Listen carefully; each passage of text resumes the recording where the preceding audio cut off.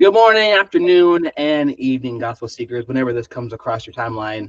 Today, I do have a very special guest, and depending on your generation, what I'm about to say, you might call it glazing, you might call it gassing, or you might say it's hyping up. But I'm going to give honor where honor is due. So I'm going to give honor to my sister today. I have the illustrious Rachel Guy with me. And yes, this is nepotism because she is one of my little sisters. But Rachel has been very active since 2020 in the Orlando, Florida theater community.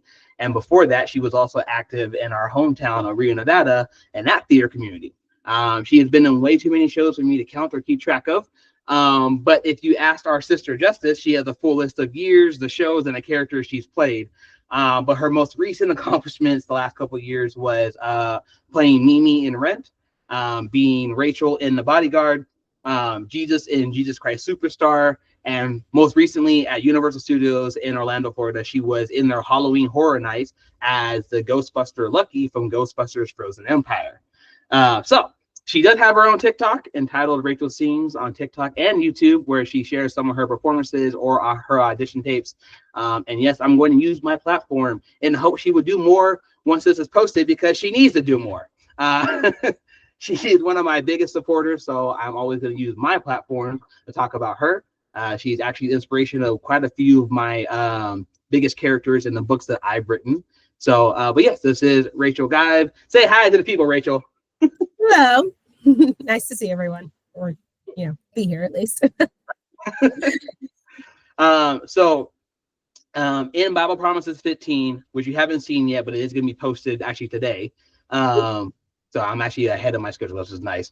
I briefly talk about believers interceding on each other's behalf through prayer.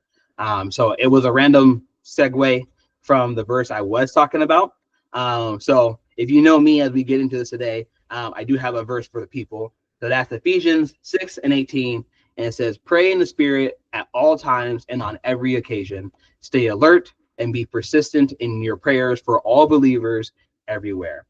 And as I was in recording Bible Promises 15, it brought to mind, obviously, your story when you're being airlifted to California when we were kids. And I wanted you to share that story because it is your story. I didn't want to, like I said, use you for just straight content. Be like, yeah, let me just tell my sister's story. And no, it's yours. But I did want to talk about it because I remember, I don't believe you told me that story until we were both teenagers, almost adults at that point. And I just remember it just being like such a powerful moment to look back on when we were kids and understand just what God was doing in our lives even then.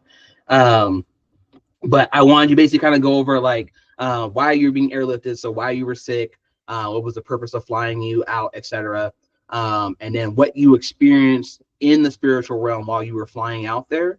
And then like I might jump in here or there. As I was writing the script and everything, I noticed that I was like, oh, I want Rachel to tell her story. But then mom's also a big part of this as well, and her experience during that moment. But mom's busy, so I'm just gonna go ahead and tell her side of that story when we get there. But yeah, no, so I just wanted you to tell your fellow gospel seekers your story and like what you experienced. Of course. So yeah, just to get started, like Michael was saying, for the first 7 years of my life, I struggled with a disease called pancreatitis. The way that I like to interpret that disease, which I have been told is incorrect, but it's how I get people to understand what it is it's like appendicitis, but for your pancreas. So basically your pancreas is inflamed and possibly in jeopardy of bursting. The difference is with your pancreas, you need your pancreas to live. So if that were to have happened, I would have passed. So it's something that when I had my flare-ups, I would have excruciating abdominal pain, and I wouldn't be able to keep food down for sometimes weeks at a time. And I would just be very weak and just not really feeling so good. And then it would kind of just pass. So for those first 7 years, whenever I would have these flare-ups, I would go to the doctor. The doctors would just tell my parents I had gas, told them to give me some gas medicine and move on. It wasn't until I was 7 when we went to a doctor. His name was Dr. Smith. And he was the first doctor to ever ask where I felt pain when I had the pain, because in true fashion of my entire family, whenever I would go to the doctor during these flare-ups, by the time I got seen by a doctor, I was perfectly fine. So same thing. This time around, got to the doctor. By the time he pulled me back, I was perfectly fine. I'm laughing, no longer in pain, all of this stuff. So it's the first time a doctor ever asked where I actually felt pain when I was feeling pain. So I show him where on my stomach it hurts. He asks me to lay back on the table. And according to my mother, he barely touched the spot where I told him I felt pain. To me, it felt like he fully pushed down on my stomach, because I was immediately in excruciating pain and started to scream. And that was when the doctor was like, there's actually something wrong with this child, because that's not normal. So after that, I was admitted into the hospital. Doctors were able to determine that what I was suffering from was pancreatitis. And I spent about 2 weeks in the actual hospital, but the whole recovery process was probably about 2 months or more of my life before I was finally in a spot where I was fully healthy and able to move on. So those 2 weeks in the hospital, after they determined that what I was suffering from was pancreatitis, which was very weird to them because I was 7 years old. And the 3 main causes of pancreatitis is excessive alcohol use, which at 7 years old was not something I was doing. Excessive drug use, which again, at 7 years old, was not doing. And then the third thing was gallstones, which is, like kidney stones, but for your gallbladder. So they determined that that was the issue, was that I had to have had gallstones. They did some sort of test. They discovered that my gallbladder wasn't working the way that it should have. So they were like, that's probably the issue. And they decided that they were going to remove my gallbladder. That was so fun for a 7-year-old to learn that she was going to be cut open and have doctors digging around inside her and removing things. So there's a whole nother story that will take way longer to tell about me being hopped up on the anesthesia, trying to not go to sleep for the surgery because I didn't want it. But because they gave me so much, they did actually end up giving me enough anesthesia to knock out a baby rhinoceros, which at 7 years old, I was not that big. So yeah, it took me a bit of time to wake up. But they performed the surgery, discovered I didn't have gallstones. While my gallbladder was a little messed up, it wasn't really the problem. And they were like, it would have probably eventually needed to come out, but this wasn't the issue. After the gallbladder was removed, my condition worsened.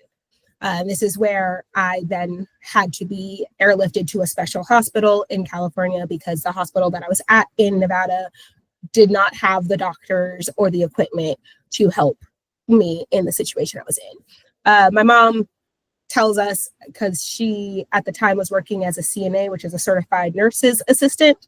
So she'd worked in the hospital field a lot. And so she knew that when hospitals wanted to do something like airlift you to another hospital, and they tell you when they're going to do this that they've already called your insurance and your insurance has already approved the expense, she knew that that meant the doctors in the current hospital I was in were very terrified of the fact that I was going to die in their care, and they didn't want to be the ones to deal with the possible lawsuit that would come from it. So never actually heard that part. That's new to me. Yeah. So that's why, if you think back on that time, that's why mom was so scared, because she knew on the backside of what was going on. That's why they would do something like that.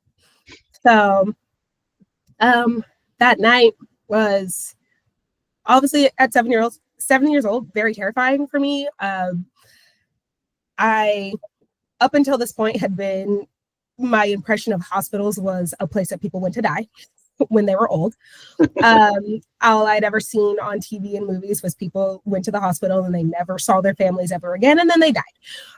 So when I was first told I was being admitted into a hospital, that's what I thought was happening to me. I thought I was never going to see any of my family members again, and I was going to die. So it was very reassuring to me that my mom was like, no, I will be there with you every single day. I'm not going to leave your side. Your dad and your brother can come and visit you too. Don't worry. You're not going to be alone in the hospital. So I was like, cool.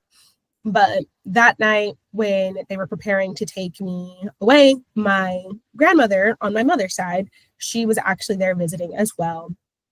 And she could see that I was very scared, which is understandable. And she is also somebody that very much believes in the Lord. And she taught me the verse that I now consider to be my life verse to this day, which is Psalms 56:3, which is, at what time I am afraid, I will trust in thee. She loves the King James version, so that's what's in my brain. Or so I think I usually read like NIV or NLT.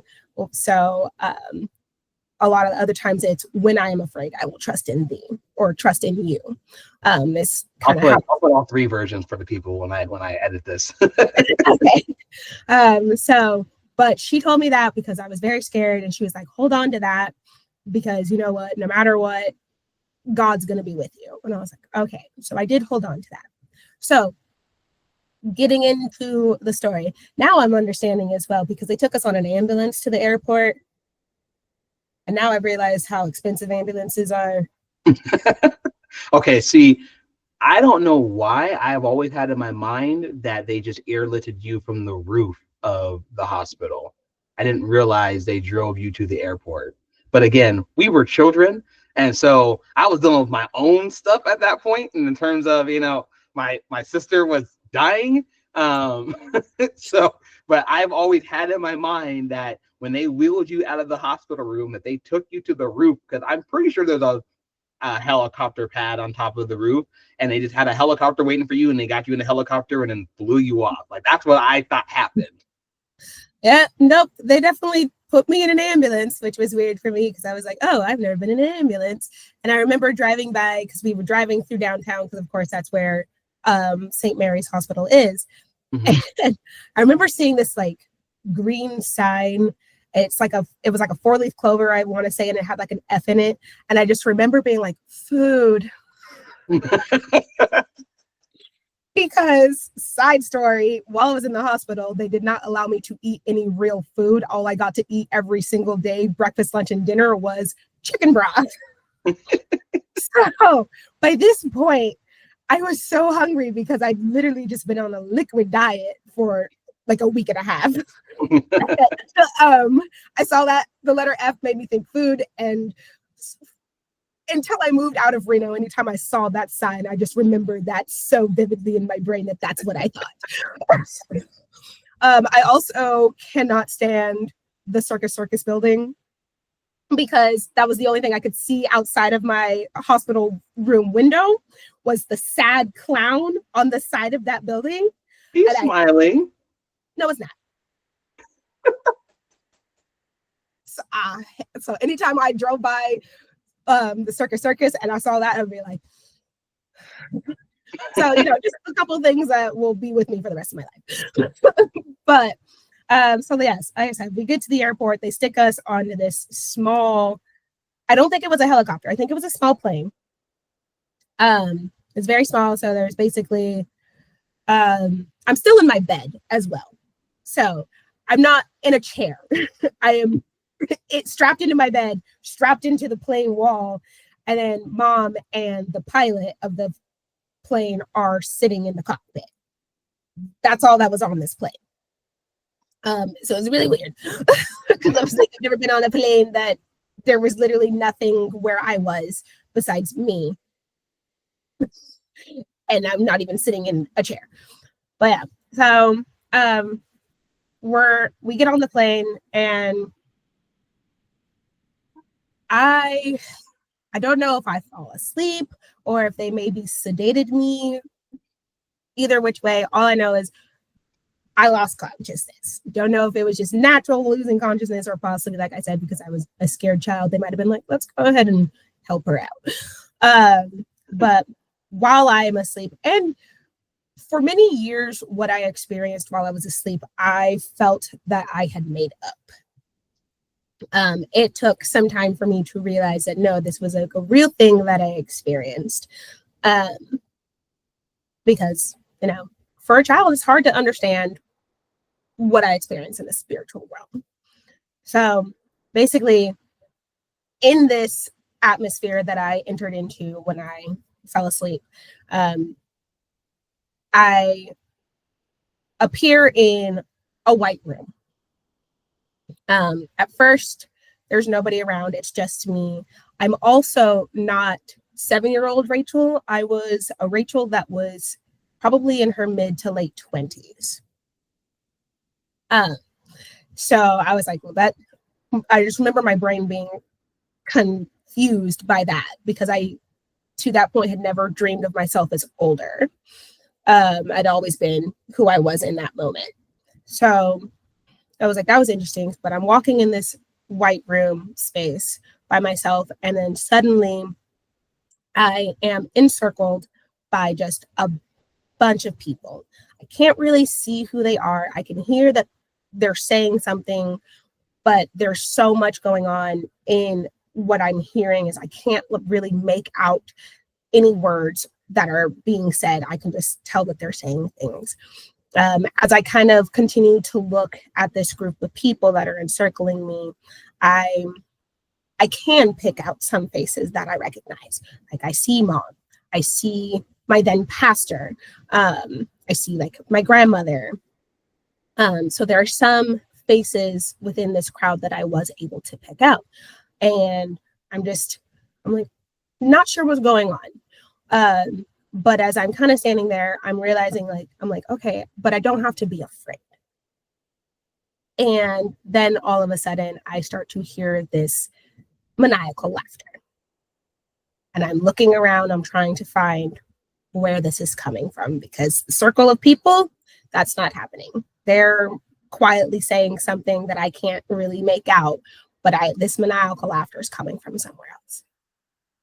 And eventually, the person making this laughter emerges from the crowd. Don't know who this person is whatsoever. It's just a man never seen before in my life. Honestly, I think he was wearing like a suit. He was, like clean, well-kept man, but he's just laughing. And this is the first time that I'm starting to feel very uncomfortable in this space that I'm in because I don't understand who this man is and why he's just laughing. And then he begins to taunt me. And he's like, this age that you are right now, you're never going to see it. You are going to die tonight. All of these people around here that are praying for you and your health and that you will survive, their prayers are going to be in vain because this is the night that you are going to die. You are never going to make it to the age that you see yourself as right now. And he just starts laughing again. And I'm, of course, freaking out because, again, the mentality of a 7-year-old child is, I don't want to die. What do you mean I'm going to die? What do you mean I'm not going to get to become an adult? And things like that. And so I get very, very scared. I'm starting to, be able to pick out a little bit more faces in the crowd of people from church, family, even friends, that I'm starting to pick out these faces. And because the man has just told me that they're praying, I'm starting to also hear that they're praying for me. And so I'm just like, okay, I don't know what to do in this moment. I do start to cry. And he was like, exactly. You know that this is what's going to happen. You're never going to be able to fulfill anything that you want to fulfill with this life because this is where it's going to end tonight, right here, right now. Just give up, give up, give up. And I'm hearing this over and over and over again. And I'm just like, I don't want to die. I don't want to, but I'm also tired. I've been in the hospital for a week and a half. I just had my guts cut open. I'm struggling from that recovery pain. I'm now being flown to another hospital away from the rest of my family. So I'm just like, I am tired. I just want to go back to my normal life. I don't want to do this anymore. I don't want to fight anymore. And so I am getting very discouraged, and I'm starting to just give up as I'm being told to do.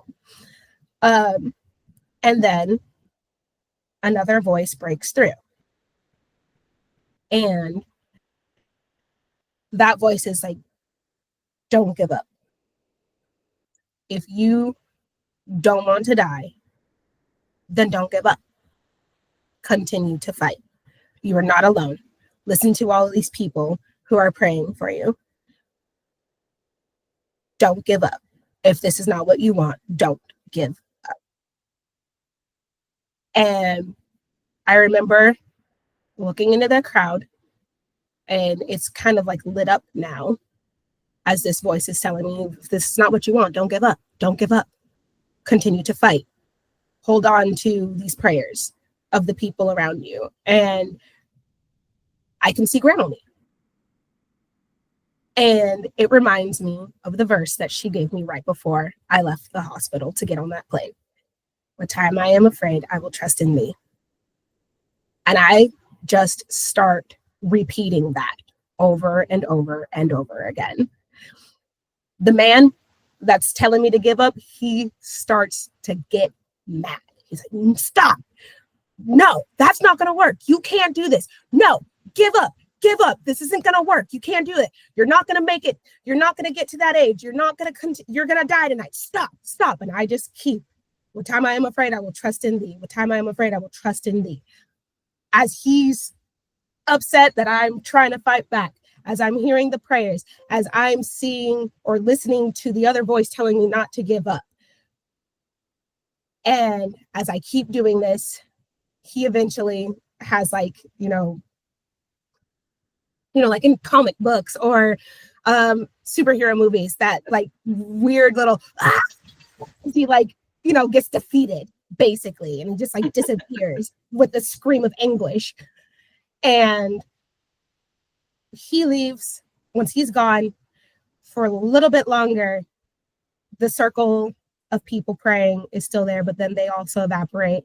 And the last thing I remember hearing before waking back up was, you're not alone. And then I wake back up. I'm drenched in sweat in the bed, and we're getting ready to land at the other hospital. And I was just like, that was a weird dream. As a 7-year-old, I'm just like, that was weird. And like you said, I didn't tell anybody for years about that dream because I just thought it was a dream. Yeah.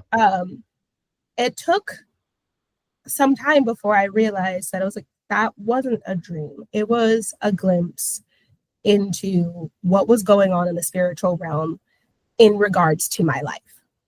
Yeah. And I had a choice to give up or to keep fighting. But it was always my choice, which was the thing. One tried to convince me that it wasn't worth fighting.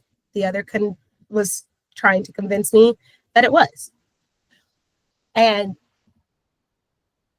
from then, I don't think I had any more issues. At the other hospital, they ran a bunch of different tests to try and see if there was other things going on with me. And they found nothing. And after I went through my whole recovery process, a few months later, I finished taking all the different medications that they wanted me to take after everything. I just went back to my normal life. At that time, I was in gymnastics. I was on a competitive gymnastics team. So I basically went right back to that, went back to just my normal life. And I haven't had any issues with my health basically since. Like obviously I've been sick from time to time, but nothing very serious since. And I think back to that because now, since I am almost 30, I'll turn 30 this June, I have passed the age that I was in that spiritual realm experience that I had. So I don't know just yet if I have started to achieve the purpose that obviously that age was when it was going to start for me. But I look at the life that I am currently living. I've been married for 4.5 years now. I moved to Florida, and I feel like every step of the way of that move was guided by the Lord, because there were so many things that happened that I feel like if it wasn't something God wanted us to do, it wouldn't have worked out for us. I mean, we accidentally ended up, we rented the incorrect truck size at first. And when we let them know that we needed a bigger truck, they just gave us a bigger truck instead of charging us the extra for another truck or for the bigger truck. We were basically followed by a storm the entire way across the country. So we had clear roads and we didn't deal with any storms the whole time. But everywhere that we left, the next day would get hit by like this crazy snowstorm. When we finally got to Orlando, we were a little worried about like where we were going to actually live. And we just happened to be kind of searching, and we found the house that we are currently living in. It was within our price range. It was close to the job that I had just recently been offered, which was why we moved here. And, we were able to secure the house within a couple days of us making it to Orlando. So just like I said, there was just everything. It just seemed like it fell right into place. And it was like, if this wasn't supposed to happen, I feel like it wouldn't have just literally worked out in our favor every step of the way. And I've always felt that way about anything that I've done in my life, that if it's something that God has for me, then I will have it. Because there has been times I've auditioned for shows and knew I would be perfect for roles and different things, and I wouldn't get them. And it just wouldn't make sense to me why I wouldn't get them. And then something would happen in my life that I'm just like, oh, you know what? Well, good thing I'm not on that show, because I would really suck right now for me to be trying to deal with this, as well as trying to make sure I'm doing my rehearsals and getting to performances and different things like that. So I've always felt that if God has it for me, he's going to make sure that it works, which I mean is everything. But so much of my life has worked out in that way. And so much of when it doesn't work out the way that I would like it to, I have seen why it's a good thing that it didn't work out that way. Yeah. So yes, no's hurt for sure. But it's also sometimes the best thing for you. And there's a lot going on, even when it comes to becoming a performer. I've always felt like performing was what God had for me, and to use whatever type of platform that I have to, glorify him and to bring others to him, and just, take what we have seen the media become when people get big and people know who they are. And it's just, the craziness that happens, like the P. Diddy's of the world and stuff, where it's like, you think that these people that have all this money and all this fame, you think they're good people, and you find out that they're not. I've always felt like if I were to make it in a way that so many people know who I am, that God was going to use that to bring people to him, because of who I am and who I've been raised to be, and how I've always used God in my performing. I mean, I pray before every performance. I pray that we have a good performance, that the audience loves the performance. I pray that nobody gets hurt during the performance, and that we just have fun, and that it's something that glorifies the Lord. Because at the end of the day, whether or not you believe in him, the talents you have come from him.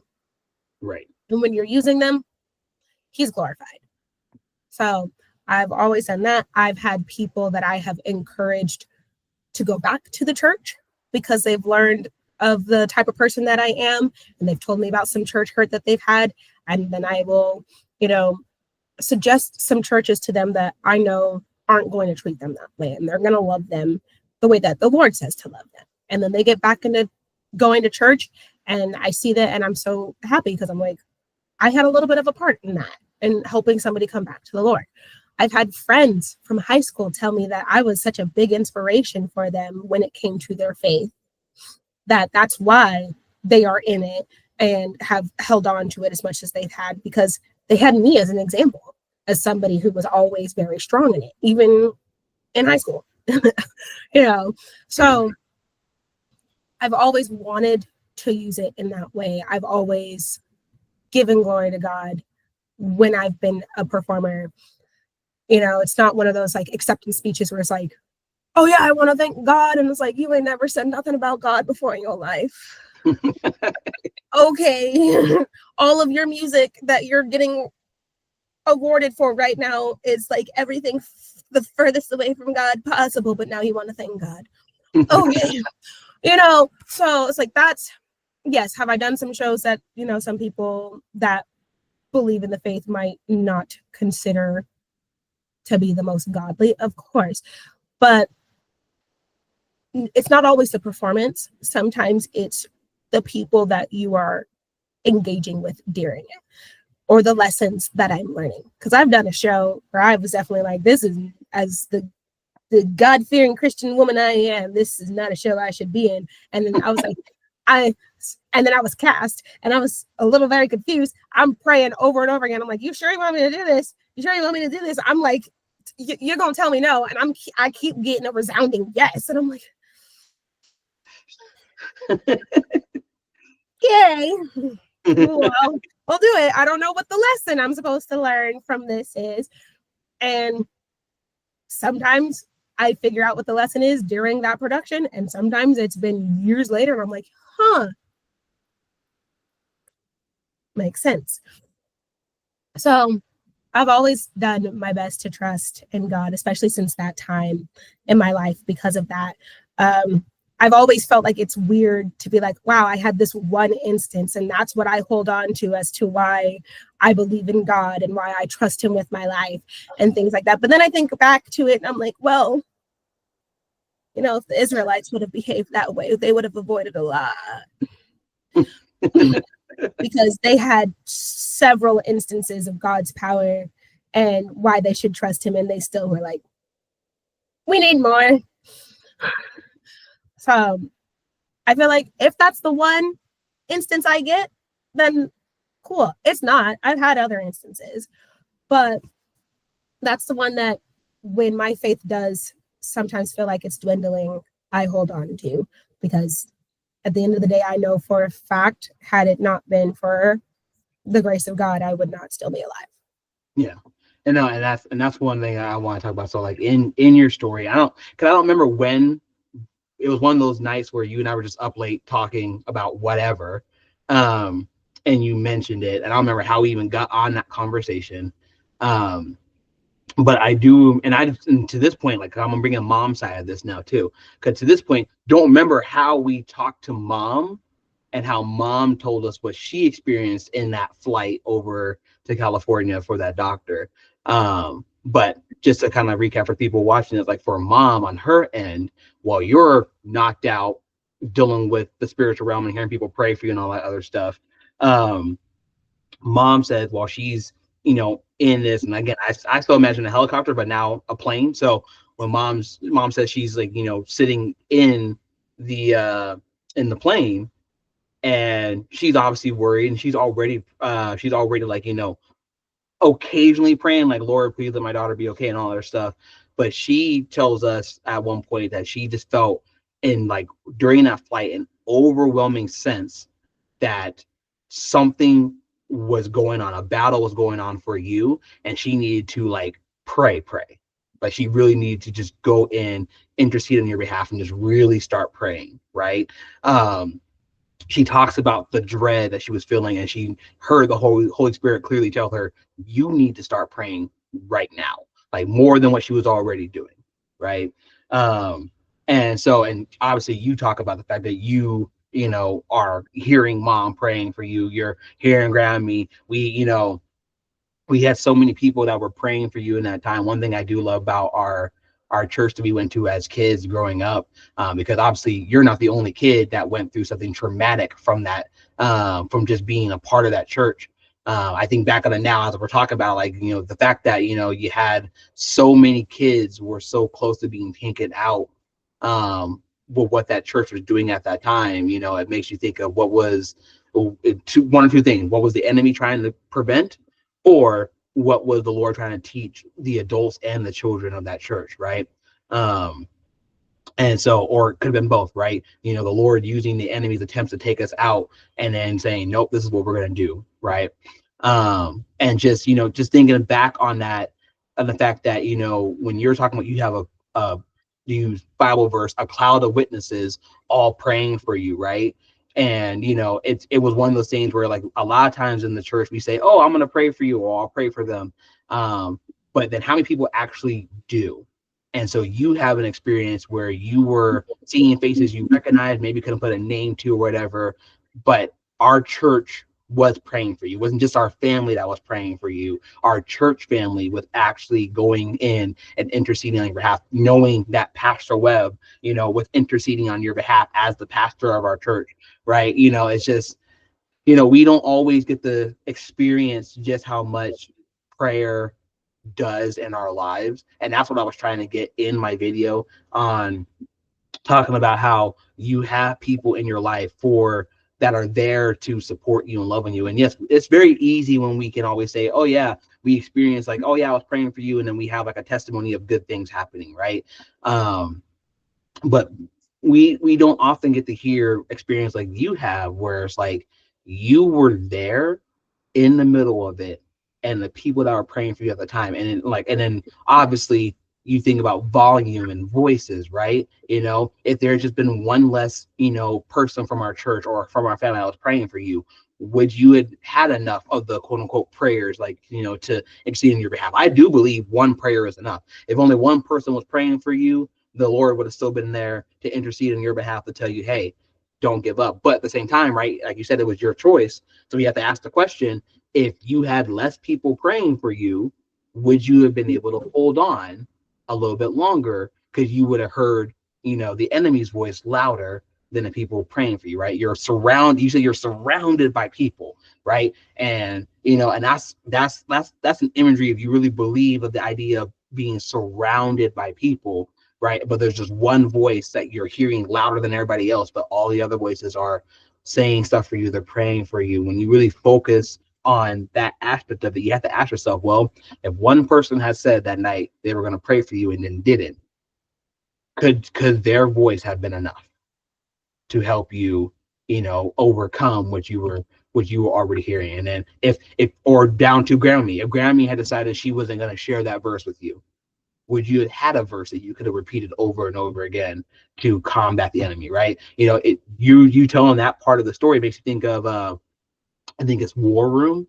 And there's that scene about, you know, resist the devil and he will flee from you, right? And during that scene, she's just repeating that scripture over and over again. We talk about praying the scriptures. You at 7 years old are praying a scripture in that moment, right? And just trying to just, you know, you're making the choice to live, to resist. And that's why I wanted, like I said, I wanted you to share your story. There were a couple of things you mentioned here that I actually didn't hear before, in terms of like your overall experience. Like I understood that people were praying for you. I understood the enemy was taunting you. I understood that, you know, you heard the Lord's voice and everything. But there were some aspects of it just like, oh, hey, this is actually the piece I didn't hear before. But and that's what's beautiful about it, because again, like you said, you look back and you're like, no, that was an encounter. That was something that, you know, I experienced. And, you know, and I've talked about this before. When I was in school, I had my my art teacher who was from Africa, and, you know, and obviously in countries and continents that, you know, are wildly different from what we have here in America. Um, Spiritual attack, spiritual warfare is very real for them. And they experience it on levels that are way different than we would in America. In America, we're all science and a little bit of faith on top, right? Um, and so, but we in America, in our quote unquote first world country, um, very much miss just how much spiritual warfare is very real. It was why we are told to put on the full armor of God, because we don't wrestle with flesh and blood. We wrestle with the powers and principalities of this world. Um, and so, like I said, that's why I started off with gassing you up, because you deserve to be gassed up. in the way you gas me up all the time too, because, without trying to sound pretentious, the Lord has plans for you. The Lord has plans for me. The Lord has plans for all of us. And the more we pay attention to the good moments in our lives, especially those moments where we triumphed over a struggle, the more we understand just how much the Lord is trying to lead us to our purpose. But a lot of people get stuck in the cycles. They get stuck in being upset. Like quite a few of the videos that I've recorded recently for the channel have been talking about, like, we let our emotions push God away. Like, God is big enough to deal with every emotion that we have, every frustration we have. But our problem is we choose not to go to him with our frustration. We choose to go, oh, well, I'm upset with him because he didn't do X, Y, and Z, so I'm gonna back off, right? Obviously, you talk about all the things you've gone through. I've been talking quite a bit about on my page about me being unemployed and the stuff that I'm going through right now. But still able to smile and still able to trust God and still able to know that something better is coming, something is on the way. And that's the beauty of having that relationship with the Lord, is we are able to, in these darker moments, understand what the source and who the source of light is. And if we would just get closer each and every day to him, just how much more will he just impact us. Right. So there's in this performer world, it's cutthroat and it is hard. I see it on Facebook from time to time. My friends are like, man, this sucks that I keep auditioning for things and I keep not getting cast and it hurts. And, I know what that feels like. I've been there, but at the end of the day, I just gotta move forward. yeah. I don't let it affect me in a way that I feel like I'm not talented enough. I have gotten to a point now where I'm like, it's not my talent. It just wasn't my time.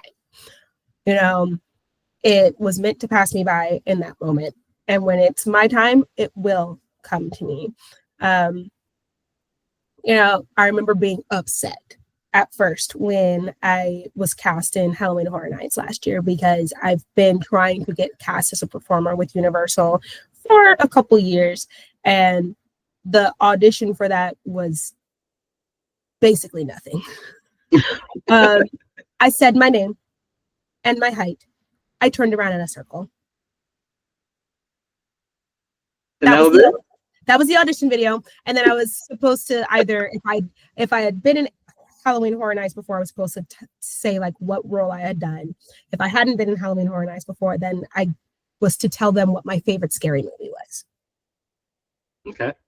So yes, so name, height, turn around in a circle so they can see what my body looks like. And then I talked about my favorite scary movie, which is the Scream franchise. Yeah. So I kind of geeked out in my video a little bit about that. But yeah, that was it.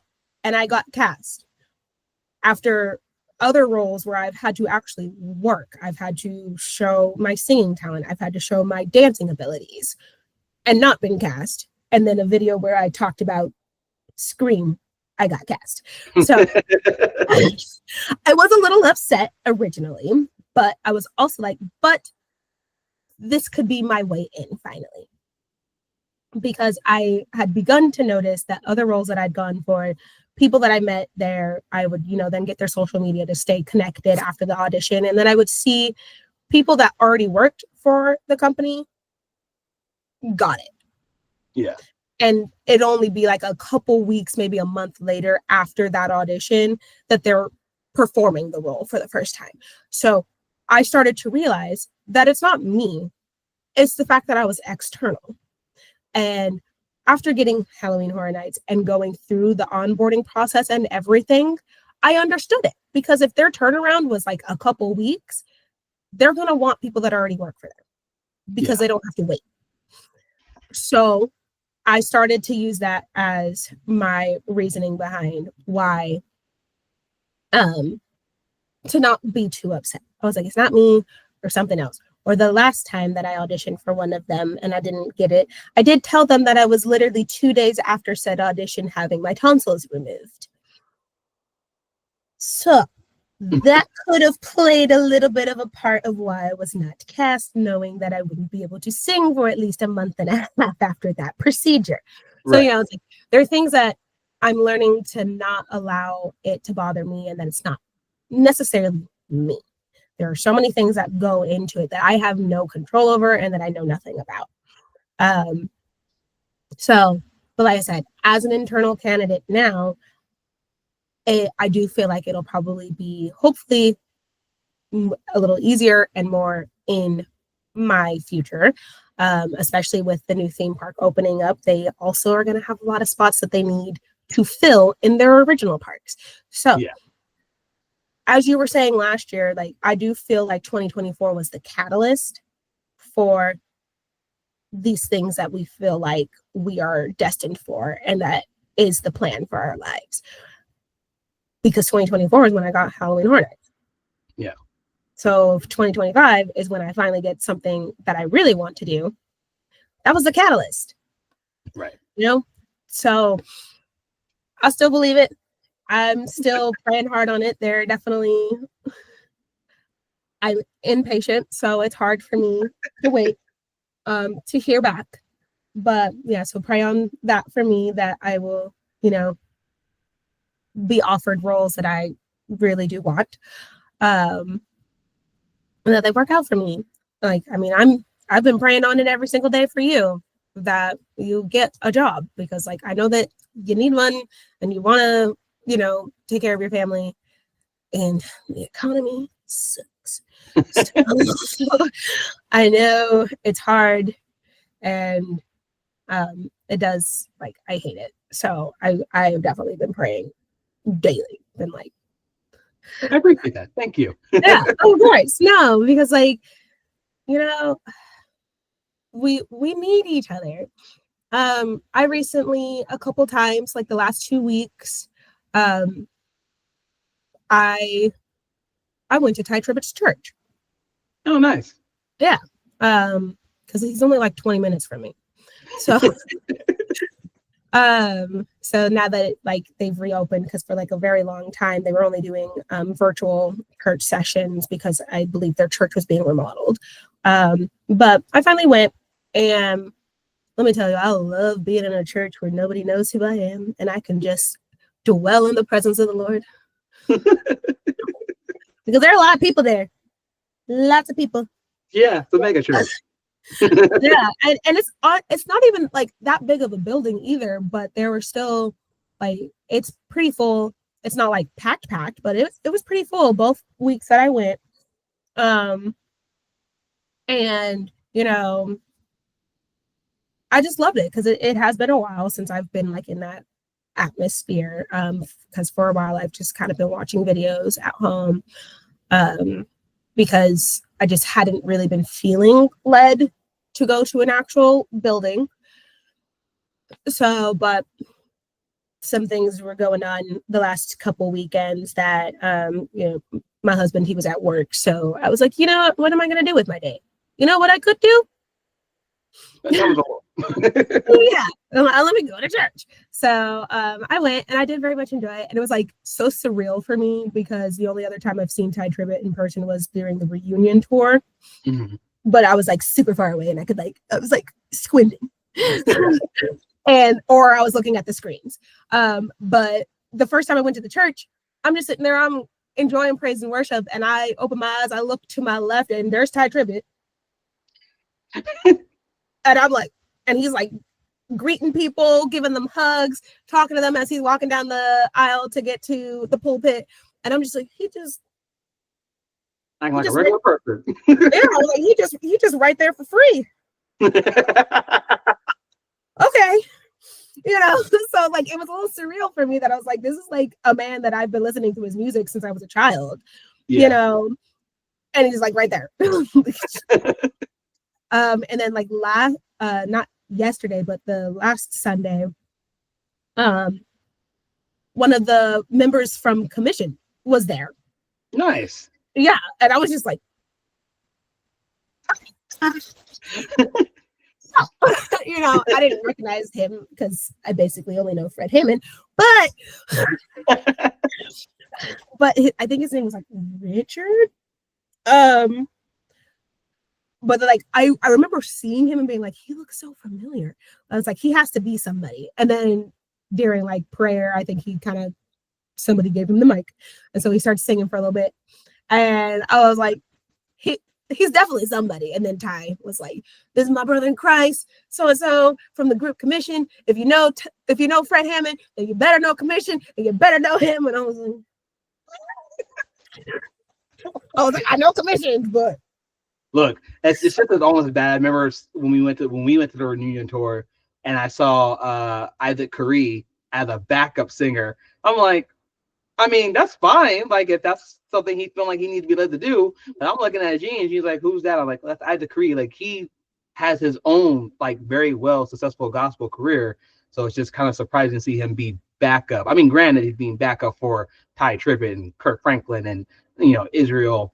But at the same time, it was just like, why is Isaac here? I was just like, no, that was me with a David man. I was like, sir, where? I was like, Tamala, she's singing, and then right. I was like, no, Dave, we're not going, because like they did a little bit of Now Behold the Lamb, and am I wrong? But wasn't that both Tamala and David singing the lead to that song? Yeah. But he didn't even do his part. They did the Tamala part, and that was it. Oh no, he did his part when we went. Oh, okay. He must have been tired. He must have been tired or something when we went, because I was like, I heard part of the reunion tour was during Tamala's set. Tamala definitely went overtime. We were lucky though that night because I guess the Clark sisters had like some sort of convention that weekend at their church, so they weren't there for their set. So going overtime wasn't that big of a deal. But Tamala was over, and Isaac was trying to get her off stage, and she was just worshiping. She did that with ours too. I was laughing with Alex. I was like, she's supposed to be done. She's singing, but she's supposed to be done, but she's singing. But then ours was also really cool because the night of our concert, because I want to say Orlando was also an added concert. It wasn't originally on the books. But so that's why I was like, well, I'm not missing this opportunity. And I bought the tickets and made my husband come with me, even though my husband had no idea what any of it was. It was really funny to sit there and watch him be like, one of my favorite parts when we were there, because they were obviously just doing random music during the Clark sister set. Kirk started doing Silver and Gold, and so I'm singing, and I'm just singing, and then you have some of the aunties and church mothers that are around me and Gene, and obviously I'm a tenor and I'm a high tenor, so I'm singing those notes. But then Kirk tried to go to another octave he had never done before, and I stopped because I knew I wasn't going to be able to hit that note. And one of the church members was like, "Oh, I was watching to see if you were going to go." I was like, "No, I know my limit. I know how high I can go. Like I'm a high tenor, but there's only so far I can go, and I am not screeching here in this arena. No, thank you." Right. Yeah. But it was a cool experience. And then, like I said, it was cool for us because it was the night before Kirk was releasing his Father's Day album. Yeah. And so he was telling us on stage, he was like, anybody that buys the CD here tonight, I will sign it for you. Nice. So he's like, so come to the table at the end of the concert. I'll come out and I will sign everybody who bought a CD tonight. And he did it. Some people got upset because they weren't listening. So they were like, oh, I can get in line and just buy a CD. And I was like, no, you have had to already bought it. So I think at one point after he said that, I think I like went out and I was like, let me go back one of those because I'm not missing out. So I bought one, but they obviously, of course, they ran out because he just did a whole 2.5 hour concert and now he's got to sign all the they had a limited amount that he probably had said that he was willing to do. And he said, I'm doing them all. Right. And so, and I was like, that's where you saw that like picture of Alex and I with Kirk, because he also, like, he was talking to us, and I said he was very interested in Alex. I don't know if he just ain't used to seeing white people at his concerts or what, but he was just like, hi, like took Alex's hand, shaking. He's like, hi, oh, thank you so much for coming. Did you enjoy the concert? Did you enjoy the music? And Alex was just like, yeah, it was great. Exactly. And so, like, and I kind of talked to him for a little bit. I was like, listen, I grew up listening to your music. Like, thank you for all that you've done, sharing your testimony, because like it really does change lives. Now, you know, tell him about us singing his music in King's Buffet. I did not. I only had so much time. We both beefed on that. We should have told them. When I met him, I had the opportunity and I forgot. We didn't. Oh well. I don't know. I was just like, I'm sorry. Well, because the last time I met a Christian artist that I really liked, I just kind of and didn't say like a thing that I had planned to say. So I was like, this time I'm gonna tell him how much his music means to me. And that was basically all that I remembered to say. But yeah, but then like he was just like, he signed the CD for us, and mine was different, right? Because I actually opened it because I wanted him to sign the actual book jacket, so that the signature would be protected with the CDKs, whereas like everybody else basically had him just sign like the outside CDKs. And I was like, nah, I want this stuff to last. So like he was a little like thrown off by it when he was handed the CD with the booklet outside, because he was kind of like, oh. And so like and then he signed it and he handed it back to me, and I was like, thank you. And I put it like right back in and I closed it up, and he was like you could see it on his mind, in his like face, that he was like, this one thought. But and so then he was just like, well, you guys want to take a picture?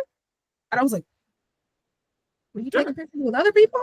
I was like, but I'm not gonna say no. And so they took a couple pictures of Alex and I with him, and it was like super cool. I was actually, I think, pretty sure wearing like this shirt or one of the other ones that I had. But yeah, no, it was a cool experience. So like I said, it's just, I don't know how I got on this tangent, but we do this all the time. It's fine. No, literally. But I don't know. Like I said, it was very nice those last couple weeks that I went to a church that I was like, nobody knew who I was. I was just able to go in and just enjoy being there. I didn't have any other responsibilities but to just enjoy being in the presence of God. And, Mom kind of gets on my case that I've been like, no, the whole reason I haven't been going to a church is because like people want something from me every time. Like every other time that I have gone to a church and I'll be singing along with praise and worship, some random person, you need to be up there with the worship team. You got a beautiful voice. You need to be. And I was like, this is why I stopped coming to some of these places. I just want to live. I don't want to do nothing else. I just want to live. Let me live. So yeah, in a church like that, it's like people don't really recognize you too much. They don't like. They might hear you, but they're like, okay, cool. See, now we need to be careful. You need to be careful, because I'm over here thinking that we should do another conversation about growing up in a small town and being active in the church that we were. I was like, we're not careful, we're gonna end up making this a podcast, and we both too busy for that. So anyway, but I am gonna let you go. Thank you for sharing your story with us, and then obviously they now have gotten the chance to see the two of us just go on lovely tangents and talk about our lives. That's what we do all the time. It'll be like, oh yeah, I got a quick question for you, and then 3 hours later we're still talking, which is fine. But I do have something I gotta go do for, like I said, for our church, and I gotta go meet one of the members at Pastor's Restaurant, so I'm gonna go do that. But thank you, love you. And I will call you later today because we do need to talk about other stuff. But yeah, love you, sis. Love you too, bro. Have a good one. Bye. I'll stop this first and then.